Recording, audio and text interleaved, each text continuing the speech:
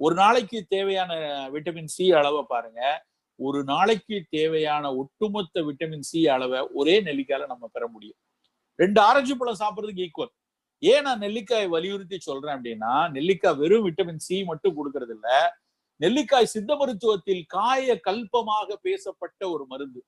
காய கல்பம்னா ஏதோ மேட்டர் பொருள் அப்படின்னு நினைச்சுக்காதீங்க. அதை வந்து நம்ம ஆளுங்க கெடுத்து குட்டிச்சவர் ஆகிட்டானுங்க அந்த வார்த்தையை. ஏதோ காயகல்பம் அப்படின்னா அது வந்து ஒன்லி செக்ஸ் மருந்து அப்படின்னு. அப்படி கிடையாது.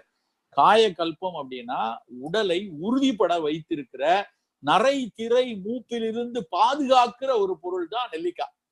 அந்த நெல்லிக்காய் வந்து இப்ப சீசன் வந்து மே, ஜூன், ஜூலை எல்லாம் கொத்து கொத்தா கிடைக்கிறது.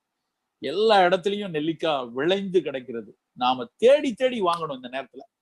ஏன்னா அந்த நெல்லிக்காய் வந்து ஒரு விட்டமின் சி மட்டும் கொடுக்கறது இல்ல, அதுல இருக்க ஃபீனாலிக் காம்பவுண்ட், அதுல இருக்கக்கூடிய டெர்பினாட் எத்தனை